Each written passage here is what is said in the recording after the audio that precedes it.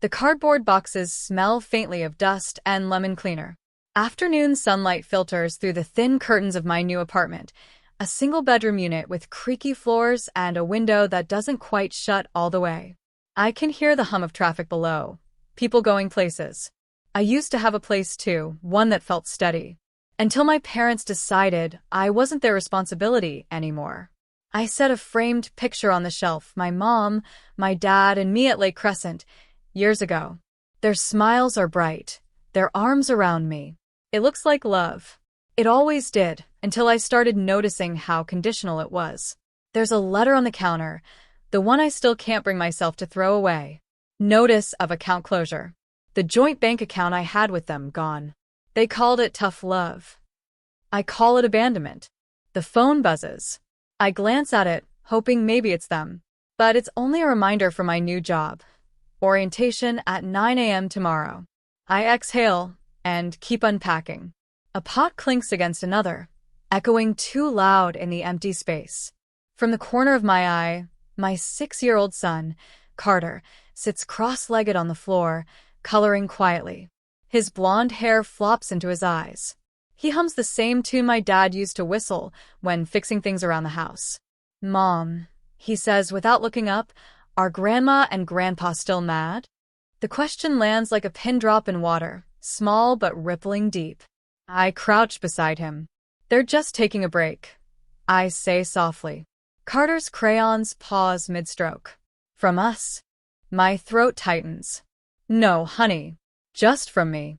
He nods like he understands, but his little face folds in confusion. I change the subject, asking if he wants grilled cheese for dinner. He says yes, and the conversation drifts away, but my heart doesn't. As the sun dips lower, I light a cheap candle. The air smells faintly like vanilla and rain.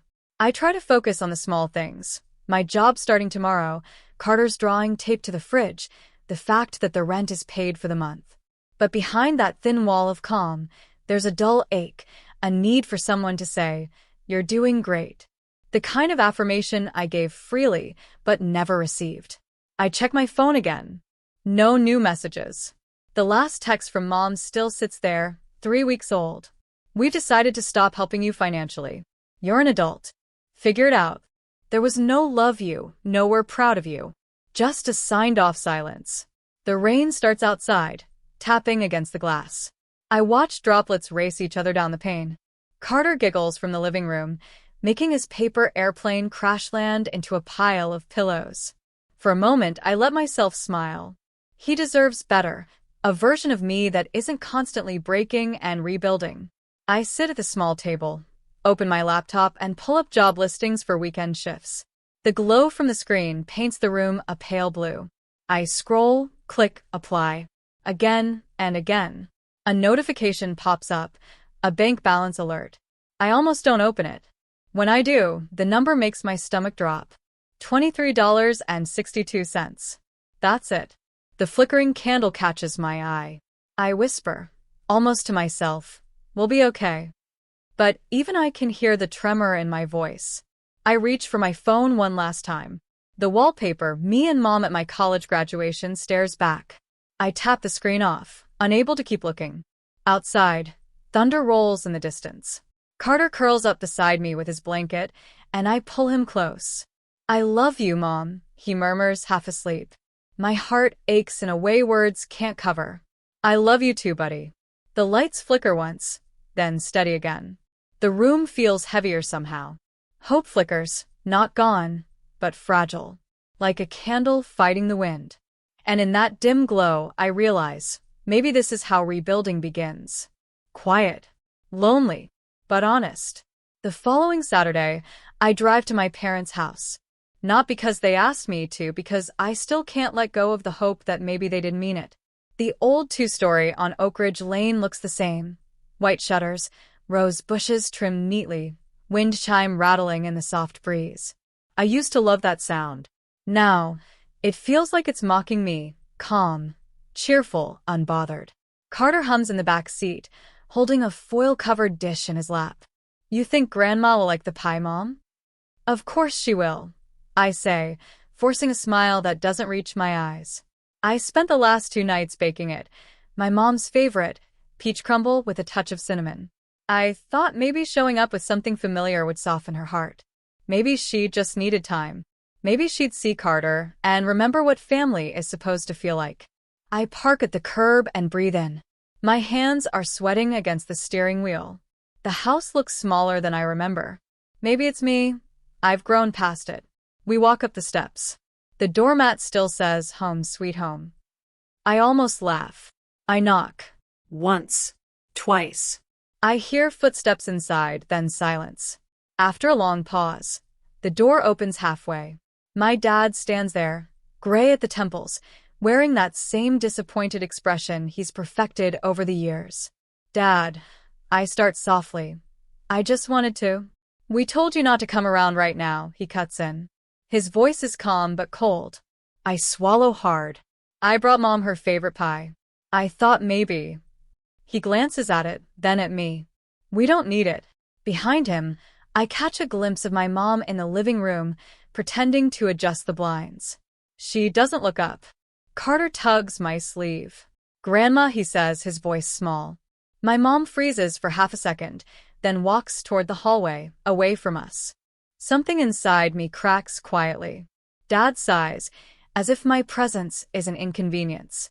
"You made your choice, Claire. You wanted to live your life your way. Now deal with it." "I just wanted to talk," I whisper. "Well, we don't." He shuts the door, not slamming it, just closing it like it's final. For a long second, I stand there, pie still in my hands. The glass door reflects me and Carter, mother and son, small and out of place. Carter's lip trembles. "Did we do something bad?" "No, sweetheart," I say quickly, crouching down to his level. "You didn't do anything wrong." He nods, but his eyes stay on the closed door. We walk back to the car. The pie feels heavier with every step. When I set it on the passenger seat, the foil crumples. Before I start the engine, I catch sight of movement, the curtain in the front window shifting slightly. I know they're watching, but they don't come out. The drive home is quiet. Carter eventually falls asleep in the back seat, his head tilted against the window. When I pull into the apartment parking lot, the sun's already setting. The sky glows orange, fading into blue, like something beautiful leaving too soon. I carry the pie upstairs and set it on the kitchen counter. The scent fills the room, sweet and hollow. A knock at the door startles me. When I open it, Mrs. Delaney, the elderly neighbor from across the hall, stands there with a gentle smile. Her hair is silver, pulled into a neat bun. "Smelled that pie all the way over here," she says kindly. "That your recipe?" I shake my head. "My mom's. Or Qua's." She studies my face, then steps closer. "Rough day." I nod once, too tired to hide it. "Well," she says softly, "some people don't deserve your sweetness, dear. But that doesn't mean you stop making pie." Her words hit something deep. I manage a small smile. "Would you like a slice?" She grins. "Thought you'd never ask." Later, after Carter's asleep, I sit at the table with 2 empty plates and half a pie left untouched. The house is silent except for the ticking of the wall clock. My phone buzzes. A message from Mom. "You need to stop showing up. You're overreacting. We're teaching you responsibility." My fingers tremble. I stare at the words until they blur. Then I set the phone down and whisper, "You've taught me enough." The candle beside me flickers, its flame bending low. And for the first time, the silence feels like a wall I can't climb, but maybe one I can learn to live beyond. Sometimes, silence isn't new. It's just familiar in a different shape. As I stare at the half-eaten pie on the counter, my mind drifts backward, to the versions of my parents that existed before everything went sour. To the people who said, "We're so proud of you, Claire," every time I fixed their mistakes. I was 17 when I first started cleaning up their messes. It was a small thing, or so I thought. My dad had maxed out a credit card and Mom said, "Just open one in your name for a while. We'll pay it off." I did. I trusted them. They never paid it off. At 19, when I got my first real job at a coffee shop, I remember how my mom smiled and said, "Now you can help us catch up on the mortgage." I thought helping meant love. I thought that's what good daughters did. By 21, I was paying half their bills, electricity, car insurance, even groceries when Dad's investments didn't pan out. He always said, "We'll pay you back when things stabilize." They never stabilized. Then there were the words. Soft, but sharp enough to stay. "You're the responsible one. Your brother needs our support more. He's still figuring himself out. You don't need anything fancy, Claire. You're practical." They made me feel proud and guilty all at once, like being dependable was both a crown and a collar. I remember one Christmas, snow falling in fat, quiet flakes. I'd just gotten a bonus from my job as a junior accountant. I used it to buy them a new dining set because the old one had cracked legs. Dad clapped me on the back, laughing. "Our girls got it all together." Mom kissed my cheek. "We raised you right." But that night, when they thought I was asleep, I heard them arguing. Mom's voice, low, tired. "You shouldn't have let her pay for that." Dad's response, colder. "She wanted to. Besides, she owes us. We gave her everything." That sentence carved something deep into me. She owes us. It became their unspoken rule, love with an invoice attached. Years later, when I got married, I asked them to stop borrowing. They agreed, then took out a small loan in my name, just for a month. I didn't find out until the collection letters came. I paid it off quietly just to make it stop. Even after the divorce, when I was juggling rent, childcare, and bills, I still found myself sending them money every few weeks. Because every time I hesitated, Mom would say, "You're lucky we helped with Carter when he was born. Don't forget that." Guilt was their currency. But there were good memories too, the kind that keep you hooked. Sunday mornings with pancakes and jazz music. Dad teaching me to ride a bike, his hands steady on the seat. Mom braiding my hair before school. Sometimes I wonder if they ever meant the love, or if it was always conditional, like a house built on sand, beautiful until the first storm. It wasn't until Carter was 4 that I realized the pattern had crossed generations. We were visiting them for Thanksgiving. Mom asked me to grab a few things from the store. Turns out a few things was the entire grocery list. I paid, like always. When we got home, I heard her whisper to Carter, "Your mom's so lucky she has us. We always take care of her." I froze in the hallway, bag still in my hands. That's when it clicked. They weren't just using me. They were rewriting the story. A few months later, I tried setting boundaries. I told them I couldn't keep helping financially. Mom's reply was quick and cutting. "You think you're better than us now?" Dad added, "You've forgotten where you came from." That same week, I got a call from the bank. My credit score had dropped. They'd used my information to co-sign another small loan. When I confronted them, Mom said, "It's not a big deal. You'll bounce back. You always do." That's the thing about being the responsible one. People expect you to survive anything. The last straw before they cut me off came on Carter's 6th birthday. We threw a small party at the park, cupcakes, balloons, simple joy. Mom showed up late, arms crossed. She pulled me aside and hissed, "You still owe us for the car we gave you years ago. Don't think we've forgotten." That night, after everyone left, I sat by Carter's bed as he slept, tracing the shape of his tiny fingers. And I promised myself he'd never feel what I felt, the fear of love being revoked like credit. When they finally sent that text, "We're cutting you off," it didn't surprise me. It just confirmed what I already knew. Love that has to be earned isn't love at all. Still, it hurts. Because no matter how strong you become, a part of you always wants your parents to look at you and say, "We're proud." I whisper the words now, in the quiet of my kitchen, to no one but myself. "I'm proud of you, Claire." And for the first time, they sound like enough. 2 weeks pass in quiet exhaustion. The days blur into work, picking up Carter, reheating leftovers, and trying not to check my bank app too often. Then one Friday morning, I open the mailbox on my way to work. Inside is a crisp white envelope with my name printed neatly. The return address, Riverside Lending Solutions. At first, I think it's junk mail. Then I see the words that freeze my breath. Payment past due, $4,893.17. My first reaction is confusion, then disbelief. I've never taken out a loan from anywhere called Riverside. By the time I reach my office desk, my hands are shaking. I dial the number listed on the notice. A woman answers cheerfully. Riverside Lending. How may I help you? Yes, I just received a letter about a delinquent account in my name. I think there's been a mistake. She asks for my social security number, checks her records, and says, "It shows you co-signed a home equity loan for property on Oak Ridge Lane."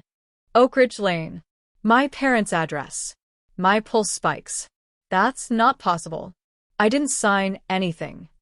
There's a pause on the other end. Then she replies, almost apologetic. "Well, ma'am, your signature's on the document." When she emails me a scanned copy, my stomach turns.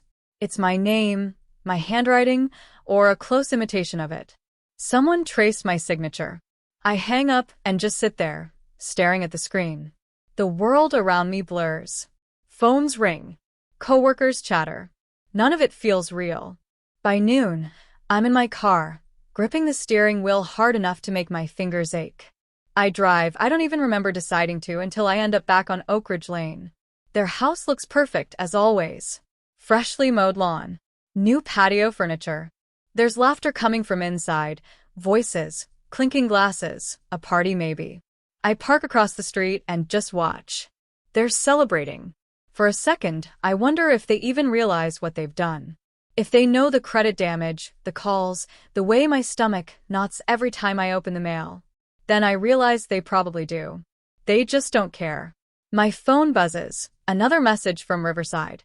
Please contact us to arrange payment before legal action is initiated. I drop the phone into my lap, staring at the house. Through the front window, I catch a glimpse of my dad raising a glass, Mom laughing beside him. The sight burns. Inside my chest, something shifts. Not an explosion, not rage. Just a quiet, solid click. The sound of something locking into place. I roll down the window slightly, breathing in the crisp evening air. The smell of barbecue drifts over. The same smell from every summer growing up, when I'd run barefoot through the grass while Dad grilled and Mom called me her sunshine. Now it's just smoke. I whisper under my breath, they'll never change. And for the first time, it doesn't sound like a lament. It sounds like information. A fact. I drive home slowly, every turn deliberate. Carter's asleep when I arrive. I tuck him in, brush a strand of hair from his forehead. His peace steadies me. I sit at the kitchen table with my laptop, open a new tab, and start typing. How to report identity theft. Then another search. How to rebuild credit. Then one more. First-time homebuyer assistance programs.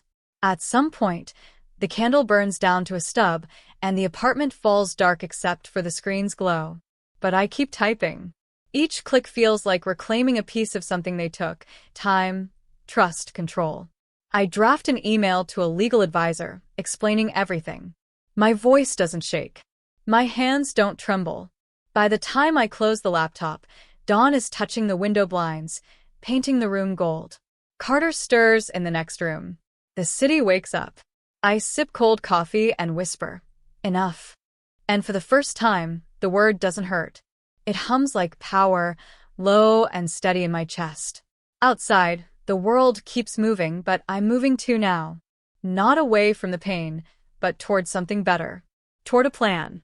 A month later, the world hasn't gotten kinder, but I've gotten sharper.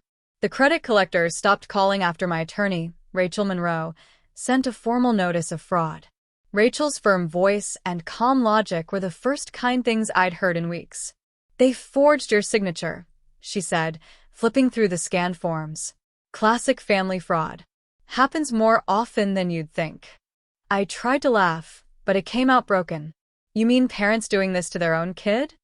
She met my eyes evenly. "You'd be surprised how many people hide cruelty behind family." Her words lingered.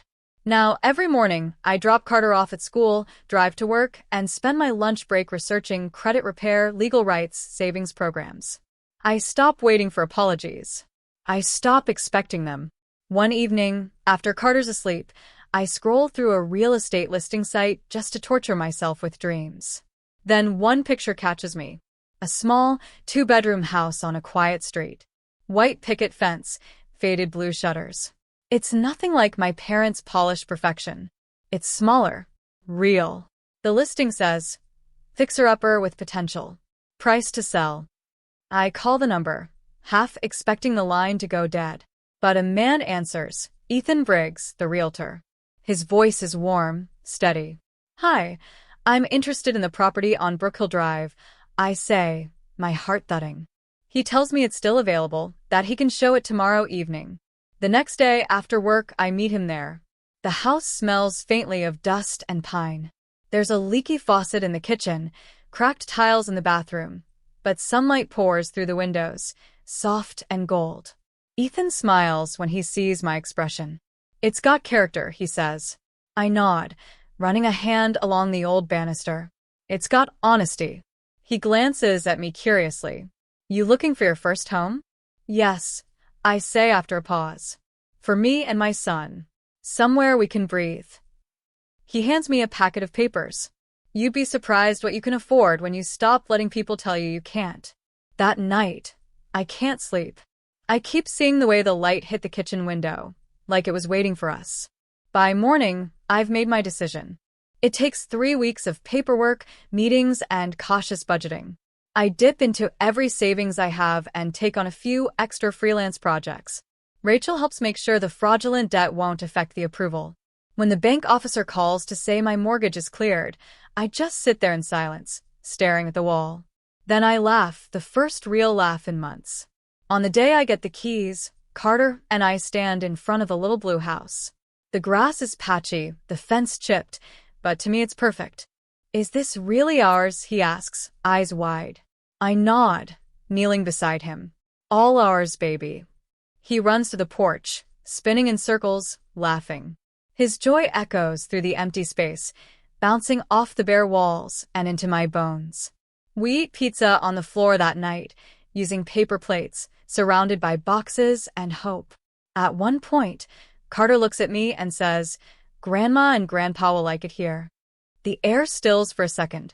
I meet his innocent eyes and force a gentle smile. They won't be coming here, sweetheart.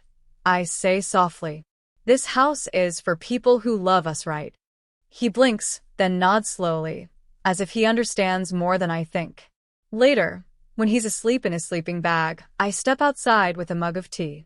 The street is quiet, the stars sharp above. For the first time in my life, I'm not waiting for permission to exist. I take out my phone and scroll through my contacts until I find Dad's number. My thumb hovers for a second, then I type a message. Please don't contact me again unless it's through my attorney. I'm done being the child you control. I hope you both find peace, but you won't find it at my expense anymore. I hit send and watch the screen go dark. A weight lifts. It doesn't feel like revenge, not the kind that screams or destroys. It feels like quiet reclamation. Inside, Carter murmurs in his sleep, and I whisper to the night, You can keep your house of lies. I've built something stronger. The wind carries the words away. The stars don't answer, but I don't need them to. It happens on a Sunday morning, the kind that feels too peaceful to be real. Carter's coloring on the living room floor, sunlight sliding across his paper. I'm watering the tiny plant I bought last week, my first real attempt at keeping something alive besides us. Then, the knock. Hard. Repetitive. Familiar. I freeze. Through the glass, I see my father's truck parked at the curb, his shadow on the porch. My stomach tightens. I open the door halfway. He doesn't wait for an invitation. Claire. His voice is sharp, clipped. We need to talk. Behind him, my mother stands in her pressed beige coat, lips pursed, eyes darting past me as if the house itself offends her. I keep my hand on the door. This isn't a good time. It's about the house, Dad says. Our house. I blink. Your house? He steps closer. Don't play games. The one you bought on Oak Ridge Drive. That's our property. You had no right. I laugh. A quiet, disbelieving sound. You sold it, Dad. You lost it. I just bought it. His face reddens. You think you're clever, huh? Buying the home we built? throwing us out to prove a point. Mom's voice cuts in, brittle as glass. We were forced to sell. If you hadn't gone behind our backs. I hold up a hand. Enough. Behind me, Carter peeks out from the hallway. His small face crumples at the sight of his grandparents' anger. Go back to your room, honey, I say softly. Dad's eyes narrow. So you're really doing this? Kicking your parents out? After everything we've done for you? Something in me snaps, not loudly, but cleanly. The way a bone resets after too long broken. You mean after everything you took from me? He scoffs. You're being dramatic. Am I? I step forward now, the door wide open, sunlight slanting across my bare feet. You forged my name on loans. You drained my account. You lied to my son about where the money went. And when I stopped letting you use me, you called me ungrateful. His jaw flexes. We're your parents. I nod slowly. Exactly. You're supposed to protect your children, not bankrupt them. The silence that follows is heavy enough to press against my ribs. Then Dad mutters, "You'll regret this." I don't flinch. I already regretted staying quiet for 30 years. This is peace. He takes a step forward, but before he can say another word, a calm voice interrupts. Officer Hale, my neighbor, standing at the sidewalk. He lifts a hand. Everything all right here, Claire? I exhale. Just a misunderstanding, officer. Dad turns, face hardening. We're having a private family matter. Officer Hale's tone remains steady. Then maybe handle it privately, not by trespassing. She's the legal owner of this property.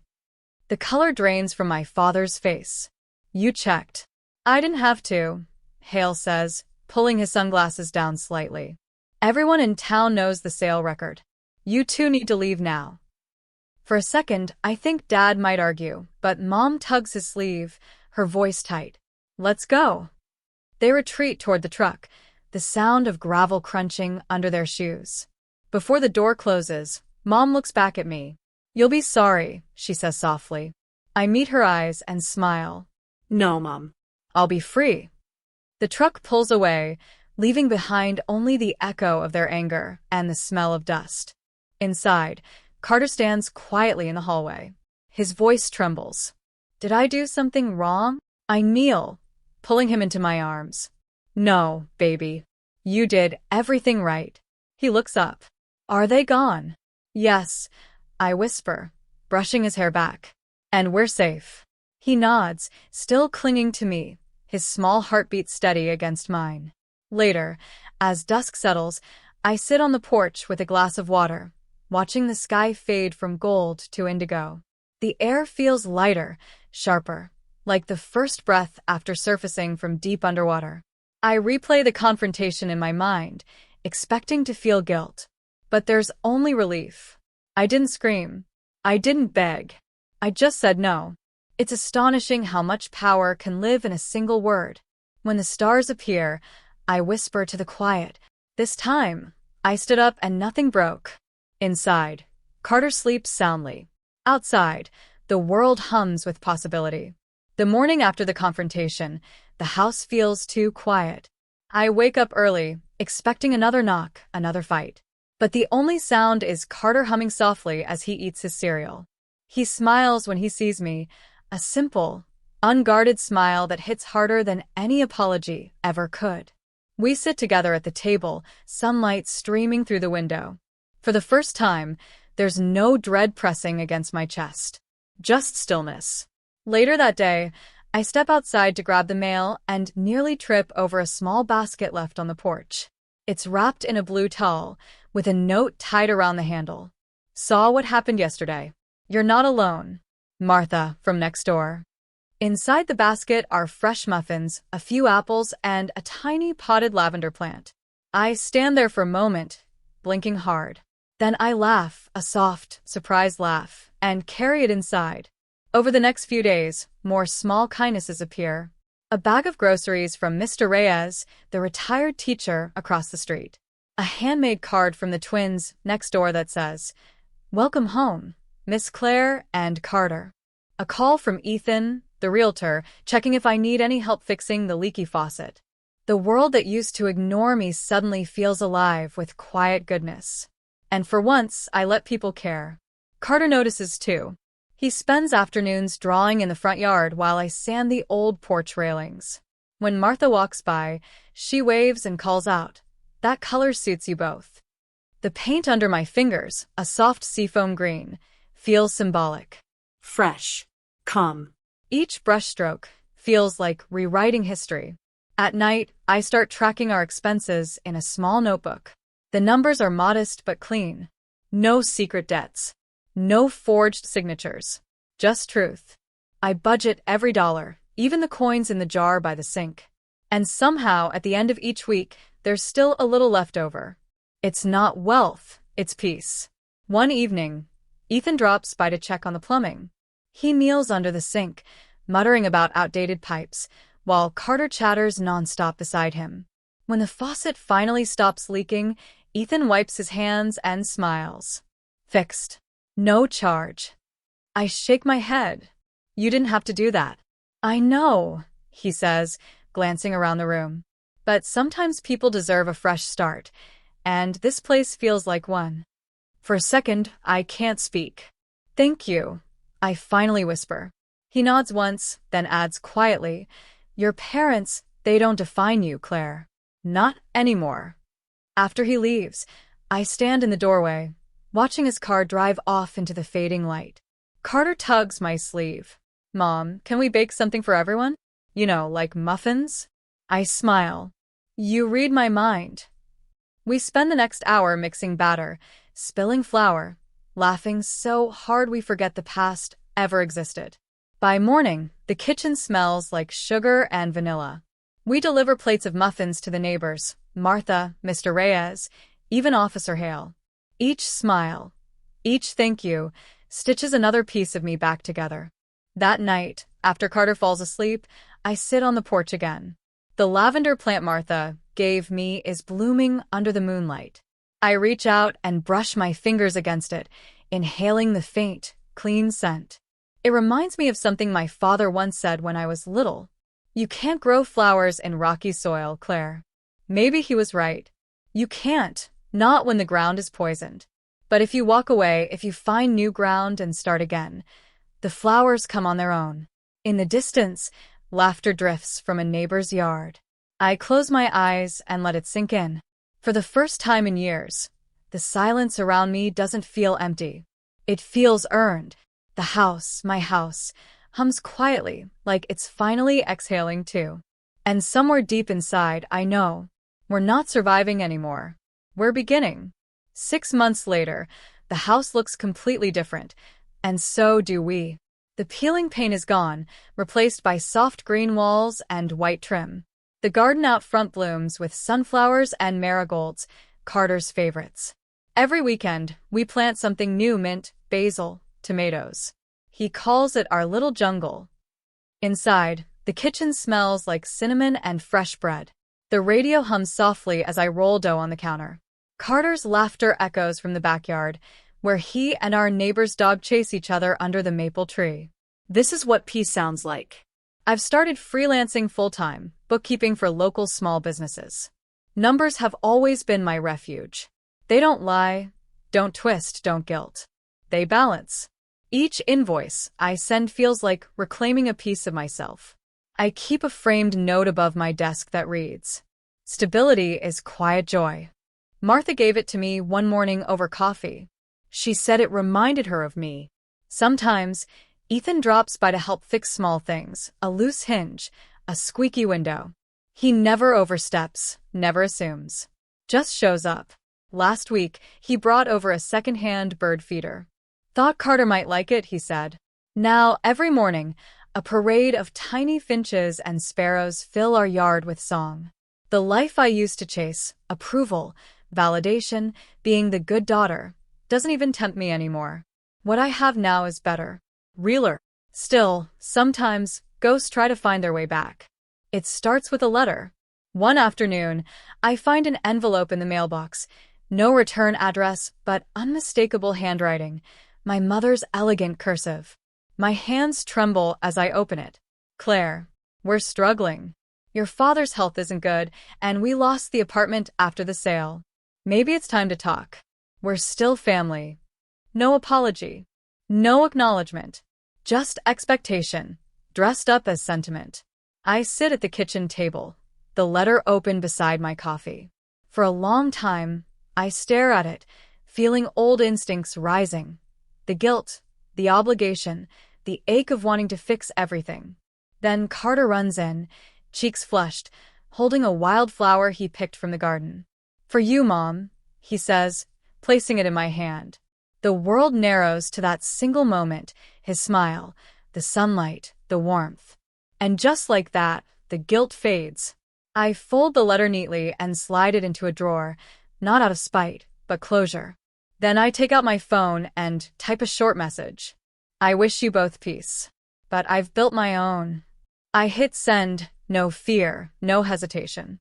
That night, Carter and I have dinner on the porch. Ethan joins us, bringing lemonade and a story about a stray cat that wandered into his car lot. Martha walks over with homemade pie. We eat, laugh, share stories until the stars appear. When Carter grows sleepy, I carry him inside, tuck him into bed, and linger at his doorway for a moment. He murmurs drowsily, "Mom, are we happy now?" I smile. "Yeah, baby. I think we are." Later, I sit alone on the porch, the air thick with summer sweetness. The wind rustles through the trees, carrying the faint scent of lavender and earth. In the distance, I can hear a train passing, slow, steady, certain. I take a deep breath and let it out. There's no bitterness left, only gratitude for the lessons, for the pain that taught me to choose better, to build stronger. I whisper to the night, some homes are bought, some are earned. And this one, this quiet, imperfect, beautiful little home, was earned. 1 year later, the air smells of freshly cut grass and baked bread. It's Saturday, Carter's 8th birthday, and our little house on Oak Ridge Drive is glowing with morning light. I stand by the kitchen window, frosting a homemade chocolate cake. The same kind I once made when I was still waiting for my parents to show up. Except this time, the table isn't set for disappointment. This time, it's full of life. Carter's friends run through the yard, balloons tied to the fence, their laughter echoing like music.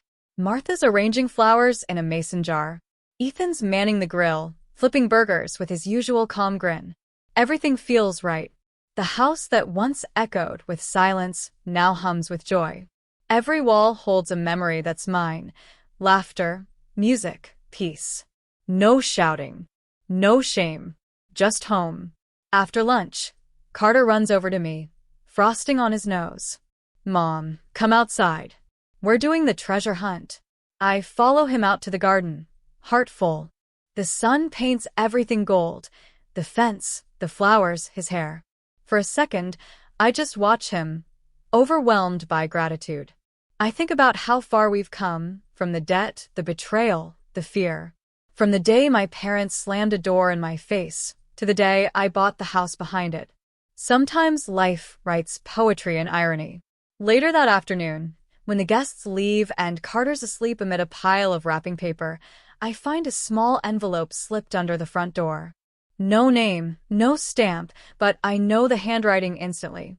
My chest tightens as I open it. "Claire, we saw the photos you posted online. The house looks beautiful. We're sorry for how things ended. Take care of yourself and your boy. Mom and Dad." There's no grand apology. No promises.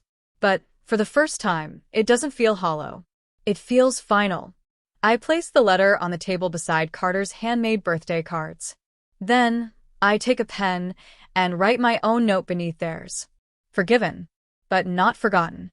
Then I fold it, slip it back into the envelope, and tuck it away, not to dwell, but to remember how far I've come. Outside, the evening sky deepens to violet. Ethan's still on the porch, cleaning up. When he sees me, he smiles. "Big day," he says. "Yeah," I breathe. "Bigger than they know." He nods, eyes kind. "You built something real here, Claire." I look around. The soft lights, the flowers Carter planted, the house that once was theirs but now belongs to us completely. I guess I did. I say quietly. He hands me a glass of lemonade, and for a moment, we just sit together, watching fireflies blink across the yard. The silence between us isn't heavy anymore. It's peaceful. A soft wind brushes past, lifting a strand of my hair. Somewhere inside, Carter laughs in his sleep. I glance toward the window, the same window I once looked through in fear. Now it frames everything I ever wanted. Light, safety, love. I whisper to the quiet night, "We're home." And for the first time, I believe it.